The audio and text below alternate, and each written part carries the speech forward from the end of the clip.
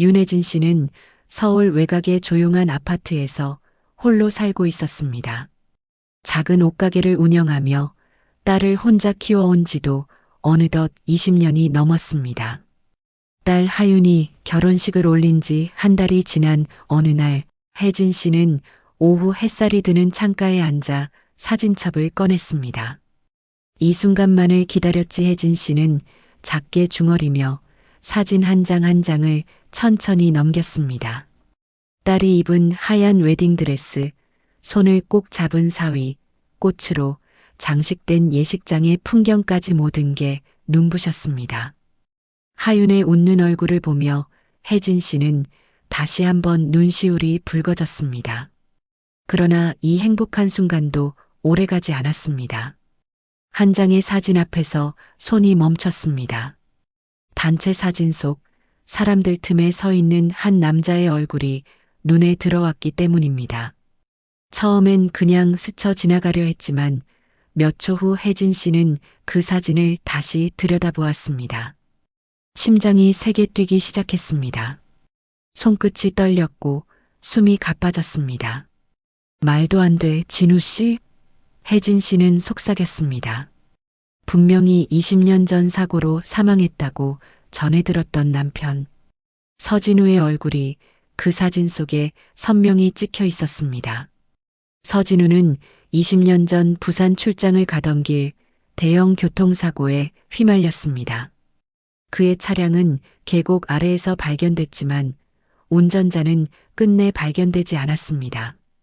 신분증도 없었고 차량 안에 남아있던 재킷의 찢어진 조각에서 혈흔만 남아 있었습니다. 경찰은 사고로 인해 차량 밖으로 튕겨나가 실종되었을 가능성이 높다고 했고 결국 진우는 법적으로 사망 처리되었습니다. 혜진 씨는 5살 딸을 안고 그 장례식에서 빈 위패만을 붙잡고 오열했습니다. 아무것도 남지 않은 현실, 그 후로 그녀는 남편이 없는 세상에서 살아야 했습니다. 작은 옷가게를 운영하며 딸을 키웠고 다시는 남편을 볼 수 없을 거라 믿으며 마음을 닫고 살았습니다. 하지만 지금 그 사진 속 남자의 얼굴은 너무나도 선명했습니다. 세월이 흘러주름이 늘었지만 눈빛과 표정은 여전히 그 사람이었습니다. 이게 어떻게 가능한 일일까요? 죽었다고 생각했던 남편이 딸의 결혼식 사진 속에 나타나다니. 혜진 씨는 떨리는 손으로 서랍을 열어 오래된 가족 앨범을 꺼냈습니다. 그녀는 결혼식 때 찍은 사진, 진우가 딸 하윤을 안고 있던 사진, 그리고 젊은 시절의 진우 얼굴이 또렷이 담긴 사진들을 하나씩 꺼냈습니다. 사진 속 남자와 비교하면 할수록 확신은 점점 커졌습니다. 맞아, 이건 절대 착각이 아니야. 이 충격을 혼자 감당할 수 없었던 혜진 씨는 곧장 딸 하윤에게 전화를 걸었습니다. 하윤아, 지금 바로 집에 좀 와줄 수 있겠니? 중요한 일이야. 아주 중요한 일이야. 조금 뒤 하윤이 급하게 집으로 들어왔습니다. 엄마, 무슨 일이에요? 목소리가 평소랑 달라요. 혜진 씨는 말 대신 사진첩을 열어 문제의 사진을 가리켰습니다. 여기 이 남자, 너 아는 사람이니? 하윤은 고개를 갸웃거리더니 환하게 웃으며 말했습니다. 아, 이분이요? 우리 센터 경비 아저씨예요. 제가 결혼식에 초대했어요. 이름은 정석이라고 하셨어요. 그 말을 들은 순간 혜진 씨의 손이 덜덜 떨리기 시작했습니다. 얼굴이 창백해졌고 두 눈에는 눈물이 고였습니다. 하윤아, 그 사람 내 아빠야. 순간 방 안이 정적에 휩싸였습니다. 하윤은 얼어붙은 듯 입을 떼지 못했습니다. 그저 사진과 엄마를 번갈아 바라보며 고개를 천천히 저었습니다. 아빠는 돌아가신 거 아니었어요? 혜진 씨는 눈물을 흘리며 딸을 바라봤습니다. 그래, 모두가 그렇게 믿었지. 하지만 난 알아. 그 사람은 진우 씨는 살아있어. 그렇게 한 장의 사진은 20년 전 잃어버린 가족의 퍼즐을 다시 맞추기 시작했습니다. 이제 혜진과 하윤은 잃어버린 시간을 되찾기 위한 여정을 시작하려 합니다. 그날 밤 윤혜진 씨는 잠을 이루지 못했습니다. 침대에 누웠지만 눈을 감을 수가 없었습니다. 머릿속에는 사진 속 남자의 얼굴이 계속 떠올랐고 정석이라는 이름으로 경비 일을 하고 있다는 딸 하윤의 말이 귓가에 맴돌았습니다. 그가 정말 진우 씨라면 왜 돌아오지 않았을까? 왜 이름도 바꾸고 딸 곁에 있으면서도 나타나지 않았을까? 혜진 씨는 그렇게 가슴속 깊은 곳에서 묵은 슬픔과 분노, 그리고 아직 정리되지 않은 그리움과 맞서고 있었습니다. 반면 정석이라는 이름으로 살고 있는 서진우 씨는 지금도 과거를 기억하지 못한 채 살아가고 있었습니다. 이름도 가족도 사고 이전의 인생도 모두 사라졌습니다. 그의 기억은 사고 당시부터 아예 끊어진 상태였습니다. 그가 처음 깨어난 곳은 낯선 병원이었습니다. 전신에 멍과 상처가 가득했고 머리는 심하게 다친 상태였습니다. 담당 의사는 말했습니다. 생명은 구했지만 뇌 손상이 심해 기억을 잃었을 가능성이 높습니다. 실제로 그는 자기 이름도 나이도 말할 수 없었습니다. 손에 들린 컵이 낯설었고 거울 속 자신의 얼굴도 어색했습니다. 그렇게 몇 달간의 치료와 재활이 이어졌습니다. 그의 몸은 조금씩 나아졌지만 머릿속은 여전히 비어 있었습니다. 기억은 돌아오지 않았고 아무도 자신을 찾으러 오지 않았습니다. 지문도 불에 대어 확인할 수 없었고 주변 누구도 그를 알아보지 못했습니다. 결국 그는 이름 없는 존재가 되었습니다. 그리고 언젠가 정석이라는 이름이 문득 떠올랐습니다. 왜 그런 이름이 떠올랐는지는 모르겠지만 간호사에게 이름을 묻는 질문에 그는 그렇게 대답했습니다. 정석인 것 같아요. 그 이름은 그렇게 그의 새로운 삶의 이름이 되었습니다. 퇴원 후 그는 오갈 곳 없이 떠돌며 살아야 했습니다. 처음엔 공사장에서 막일을 했고 어느 날은 식당에서 접시를 닦기도 했습니다. 작은 고시원에서 생활하며 하루하루를 겨우 버텼습니다. 꿈에서는 종종 누군가의 손, 누군가의 웃는 얼굴이 떠올랐습니다. 하지만 깨어나면 모두 안개처럼 사라졌습니다. 그런 날들이 이어졌고 10년이 흐른 어느 날 그는 사회복지센터에서 경비원 모집 공고를 보게 됩니다. 숙식 제공이라는 문구가 눈에 띄었습니다. 그렇게 그는 지금의 센터에서 일하게 되었습니다. 그곳은 생각보다 따뜻한 곳이었습니다. 직원들은 다정했고 그를 진심으로 대해주었습니다. 특히 새로 들어온 사회복지사 하윤은 그에게 자주 인사를 건네며 웃음을 주는 존재였습니다. 안녕하세요, 정석 아저씨. 오늘도 좋은 하루 보내세요. 처음엔 그저 친절한 직원이라 생각했지만 시간이 지나면서 그녀에게 묘한 친근함을 느끼게 되었습니다. 이름을 몰라도 얼굴을 처음 보는 사람이어도 그녀를 볼 때마다 가슴이 따뜻해지는 이유는 설명할 수 없었습니다. 하윤은 종종 도시락을 나눠주며 말했습니다. 이건 저희 엄마가 싸주셨어요. 아저씨도 드셔보세요. 그 도시락의 맛은 이상하게도 낯설지 않았습니다. 한 입 한 입 먹을수록 오래된 무언가가 마음속에서 울리는 듯 했습니다. 그리고 어느 비 오는 날 우산 없이 퇴근하려던 하윤에게 정석 씨는 우산을 내밀며 조용히 말했습니다. 같이 걸어요. 정류장까지 데려다 줄게요. 그렇게 그들은 나란히 걷게 되었고 짧은 침묵 속에서도 이상하리만큼 마음이 편안했습니다. 정류장에 도착한 뒤 하윤은 조심스럽게 물었습니다. 아저씨는 가족 없으세요? 정석 씨는 그 말을 듣고 고개를 떨궜습니다. 그리고 대답했습니다. 잘 모르겠습니다. 사고로 기억을 잃었거든요. 하윤의 눈이 커졌습니다. 그럼 지금도 아무것도 기억 못하세요? 그는 고개를 끄덕이며 말했습니다. 이름도 가족도 예전 일도 하나도요. 그냥 지금은 이곳이 제 전부입니다. 그 말이 끝나자 하윤은 말없이 고개를 끄덕였습니다. 하지만 그녀의 마음은 요동치고 있었습니다. 엄마가 말한 사진 속 남자 바로 이 사람이라는 사실을 다시 떠올리며 하윤은 조용히 입을 다물었습니다. 이제 그녀는 고민에 빠졌습니다. 정말 이 사람이 자신의 아빠라면 왜 지금까지 기억하지 못했을까? 그리고 이 사실을 어떻게 전해야 할까? 아무도 모르는 비밀이 조금씩 세상 위로 떠오르고 있었습니다. 정석 씨는 하윤에게서 결혼식 초대장을 받은 날 오랜만에 가슴이 묘하게 두근거렸습니다. 자신이 초대받을 수 있는 자리가 있다는 것이 이상하게 설레었고 그 초대장이 특별하게 느껴졌습니다. 손에 쥔 작은 봉투에는 정성스럽게 쓰인 글씨가 적혀 있었습니다. 정석 아저씨께 꼭 오셔야 해요.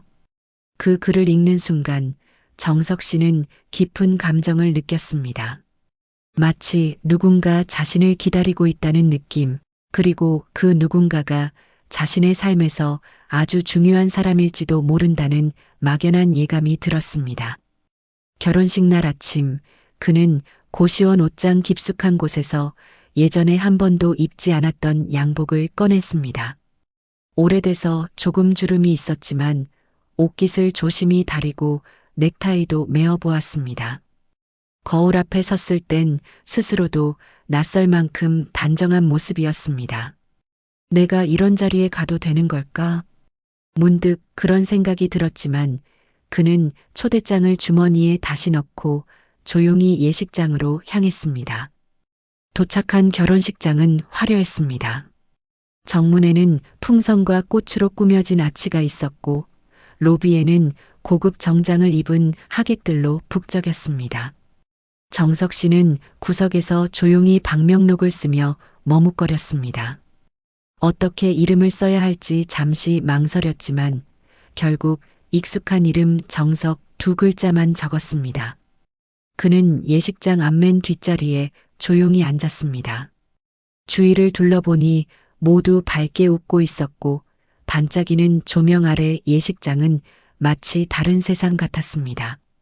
그런데 그 순간 문이 열리고 웨딩드레스를 입은 하윤이 나타났습니다. 정석 씨의 시선이 그에게로 고정되었습니다. 하윤은 그날 누구보다 아름다웠고 환하게 웃으며 입장하고 있었습니다. 그런데 그녀의 팔을 끼고 걷는 중년 여성을 보는 순간 정석 씨의 몸이 굳어졌습니다. 그 여인은 바로 윤혜진 씨였습니다. 너무도 익숙한 눈빛, 얼굴, 그리고 미소. 정석 씨는 숨을 들이쉬고 뱉는 것도 잊은 채 그녀를 바라보았습니다. 가슴 깊은 곳에서 무언가 솟아오르는 듯했고 가슴이 쿵쿵 울리기 시작했습니다. 기억은 나지 않았지만 그 얼굴이 낯설지 않았습니다. 왜 저분을 보면 이렇게 가슴이 아플까? 왜 눈물이 나려 하지? 그는 자신에게 묻고 또 물었습니다. 결혼식이 진행되는 동안 그는 마치 자신의 딸이 결혼하는 것을 보는 듯한 감정에 휩싸였습니다. 하윤의 미소를 볼 때마다 뿌듯함과 동시에 슬픔이 밀려왔고 마음속 어딘가에서 오래된 그리움이 솟아났습니다. 내가 왜 이 자리에 있는 걸까? 왜 이 아이와 저 여인을 보면 마음이 이렇게 복잡해지는 걸까? 그는 손에 힘을 주며 감정을 누르려 했지만 눈가에 맺힌 눈물은 점점 뜨거워졌습니다. 결혼식이 끝나고 하객들은 식사 자리로 향했습니다. 정석 씨는 조용히 자리에서 일어나 빠져나가려 했습니다. 하지만 그때 하윤이 정석 씨를 발견하고 환하게 달려왔습니다. 아저씨, 벌써 가세요? 오늘 와주셔서 정말 감사해요. 꼭 식사하고 가셔야 해요. 그녀의 미소는 정석 씨의 가슴을 한 번 더 쳤습니다. 마치 수십 년 전에도 이 미소를 본 적이 있는 것처럼 느껴졌습니다. 그는 말없이 고개를 끄덕이며 말했습니다. 정말 아름다웠습니다. 축하합니다. 그 말 속에는 설명할 수 없는 감정이 담겨 있었습니다. 기쁨과 아픔, 그리고 잃어버린 시간에 대한 슬픔까지 모두 섞여 있었습니다. 그 순간 사진사가 하객들을 모아 단체 사진을 찍자고 외쳤습니다. 하윤은 망설임 없이 정석 씨의 손을 잡고 끌었습니다. 아저씨, 함께 찍어요. 제게 가족 같은 분이니까요. 그는 저항하지 못했습니다. 그렇게 사람들 사이에 서서 카메라를 향해 고개를 들었습니다. 플래시가 터지는 순간 그의 마음 속에서 무언가가 아주 작게, 그러나 분명히 흔들렸습니다. 그 사진 한 장. 그것이 바로 모든 진실의 시작이었습니다. 결혼식이 끝난 지 한 달쯤 지난 어느 날이었습니다. 윤혜진 씨는 딸 하윤이 찍어준 결혼식 단체 사진을 다시 꺼내 들었습니다. 사진 속 가장 구석 하객들 사이에 서 있는 남자 바로 정석 씨, 아니, 서진우 씨의 얼굴이었습니다. 이게 어떻게 된 일일까 혜진 씨는 혼잣말을 하며 그 사진만 바라봤습니다. 사진 속 그의 눈빛은 너무나 익숙했고 그날 식장에서 느꼈던 묘한 떨림이 다시 가슴속을 울렸습니다. 사진을 손에 든 채 멍하니 앉아있던 그때 현관 비밀번호 소리와 함께 급히 문이 열렸습니다. 딸 하윤이 다급히 들어섰습니다. 엄마, 무슨 일이에요? 전화 받고 깜짝 놀라서 바로 왔어요. 하윤의 숨은 가빴고 얼굴에는 걱정이 가득했습니다. 혜진 씨는 말없이 사진을 가리켰습니다. 이 사람 너 초대한 그 경비 아저씨 말이야. 내가 말했던 그 정석 씨 나는 확신해. 저 사람 내 아빠야. 그 말에 하윤은 눈을 크게 떴습니다. 한참 동안 아무 말도 하지 못하고 사진만 바라보았습니다. 그게 정말일까요? 하윤은 속삭이듯 물었습니다. 맞아. 아무리 시간이 지나도 그 눈빛은 변하지 않아. 엄마는 알아. 그 사람 진우 씨야. 순간 하윤의 표정이 바뀌었습니다. 당황과 후회, 놀람이 섞인 복잡한 감정이 얼굴에 그대로 드러났습니다. 엄마 큰일 났어요. 그 아저씨 아니, 아빠일지도 모를 그분, 얼마 전에 센터 그만두셨어요. 혜진 씨는 소파에서 벌떡 일어났습니다. 뭐라고? 왜? 어디로 가셨는지 말 안 했어? 하윤은 고개를 저었습니다. 결혼식 직전에 사직서 내셨고 그날 이후 못 뵀어요. 다시 돌아가실지도 몰라요. 아무 말도 없이 그만두셨다니까. 두 사람은 더 생각할 틈도 없이 사회복지센터로 달려갔습니다. 센터에 도착했을 땐 이미 문을 닫기 직전이었고 출입문을 닫던 중년의 새 경비원이 고개를 들었습니다. 저기요. 혹시 전에 계셨던 정석 씨 어디 가셨는지 아시나요? 새 경비원은 곤란한 표정으로 고개를 저었습니다. 일주일 전에 갑자기 그만두셨어요. 저도 급히 들어온 사람이라 자세한 건 모르겠습니다. 순간 혜진 씨의 얼굴이 창백해졌습니다. 마치 눈앞에서 무언가를 다시 놓쳐버린 듯한 허탈함이 밀려왔습니다. 하윤은 곧바로 센터장 사무실로 달려갔습니다. 다행히 퇴근 준비 중이던 윤 센터장이 자리에 있었습니다. 수진 씨, 오랜만이네. 무슨 일로 왔어요? 센터장님 정석 아저씨요. 아니, 그분 혹시 어디로 가셨는지 아세요? 하윤은 간절한 눈빛으로 물었습니다. 윤 센터장은 한참 고민하더니 조심스럽게 말했습니다. 정확하진 않지만 다른 일자리를 구하신다고 했어요. 어디라고는 말 안 하셨어요. 다만 뭐요? 혜진 씨가 재촉하듯 물었습니다. 가끔씩 그런 얘기를 하셨어요. 힘들면 바닷가로 가고 싶다고. 파란 등대가 있는 어촌마을이 마음이 편하다고요. 하윤의 눈이 번쩍였습니다. 맞아요. 그 얘기 저도 들은 적 있어요. 등대가 있는 작은 어촌 조용하고 파란 바다가 보이는 곳이라고. 혜진 씨는 그 순간 손을 꼭 움켜쥐었습니다. 영덕이야. 거기야. 우리가 진우 씨랑 매년 여름에 갔던 곳이야. 그 말에 하윤도 고개를 크게 끄덕였습니다. 엄마 어쩌면 아빠가 거기에 계실지도 몰라요. 그날 밤 두 사람은 주저하지 않았습니다. 곧바로 여행 가방에 옷 몇 벌을 챙기고 차를 몰아 영덕으로 출발했습니다. 마음속엔 간절한 바람이 있었습니다.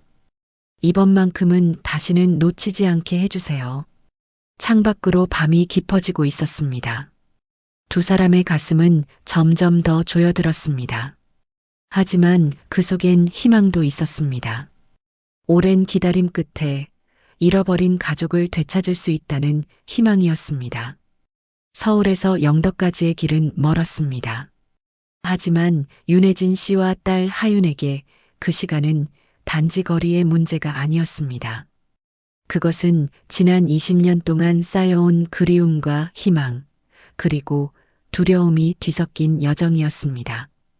그 사람이 정말 진우 씨라면 왜 돌아오지 않았던 걸까?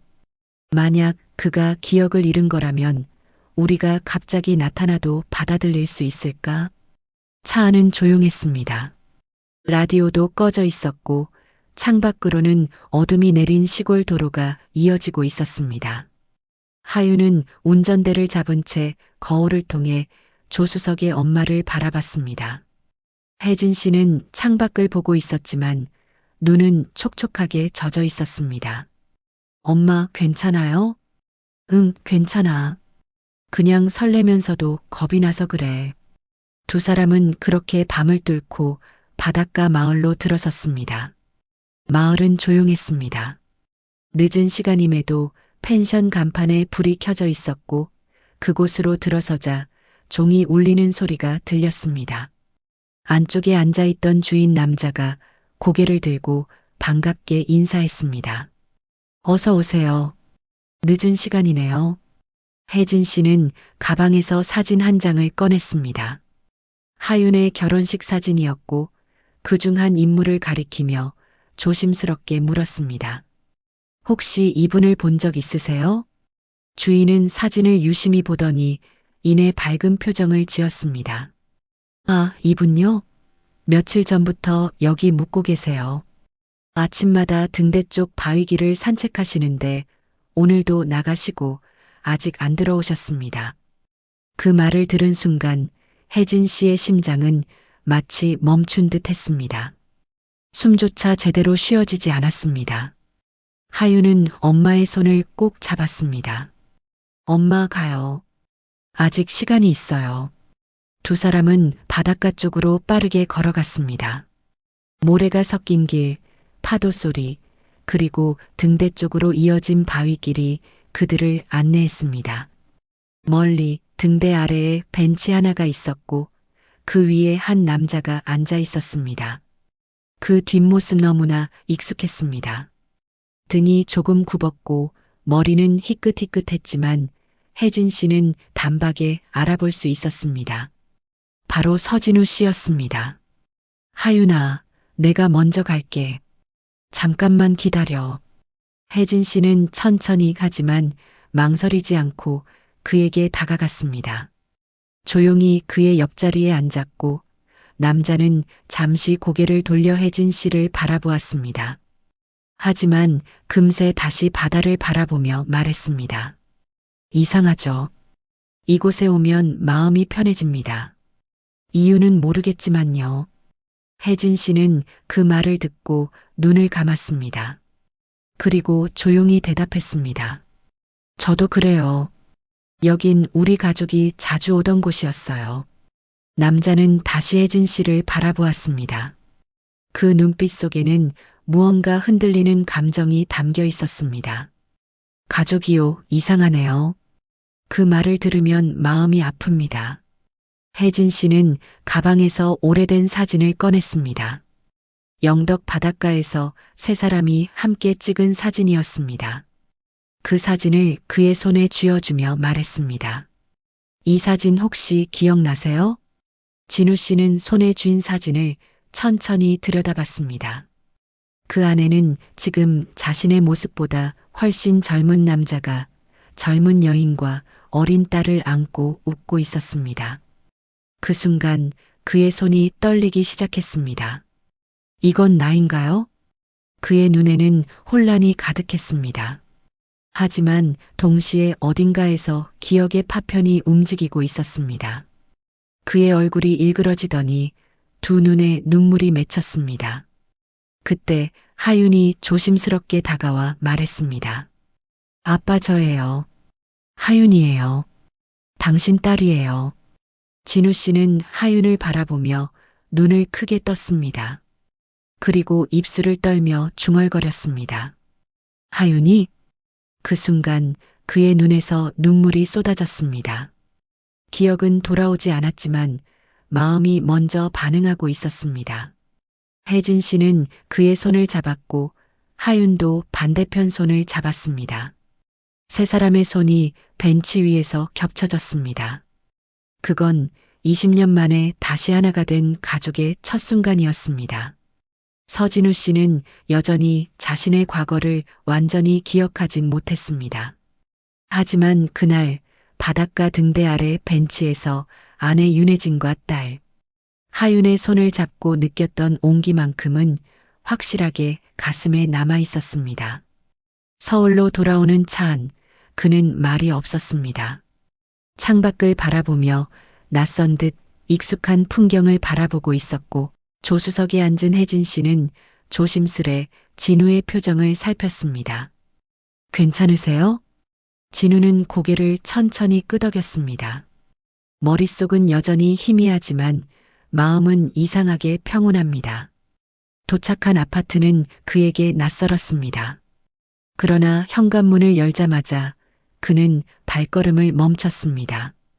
오래된 가구, 벽에 걸린 가족 사진, 작은 신발장이 그 자리에 그대로 있었습니다. 혜진 씨는 조용히 말했습니다. 이 집은 당신이 돌아오길 기다리며 아무것도 바꾸지 않았습니다. 진우는 거실을 천천히 둘러보았습니다. 소파 뒤 벽에는 세 식구가 함께 찍은 사진이 걸려 있었습니다. 자신은 기억할 수 없지만 사진 속 남자의 표정은 따뜻했고 그 속엔 확실히 가족이라는 감정이 담겨 있었습니다. 여기 제가 살던 곳이 맞군요. 그는 그렇게 말하며 고개를 끄덕였지만 혼란이 가시지는 않았습니다. 혜진 씨는 부드럽게 손을 잡으며 말했습니다. 괜찮습니다. 기억은 서서히 돌아올 겁니다. 지금은 우리 셋이 함께 있다는 것만 기억해 주세요. 그날부터 진우의 새로운 일상이 시작되었습니다. 혜진 씨는 그의 방을 다시 정리해주고 서재의 먼지를 털어냈습니다.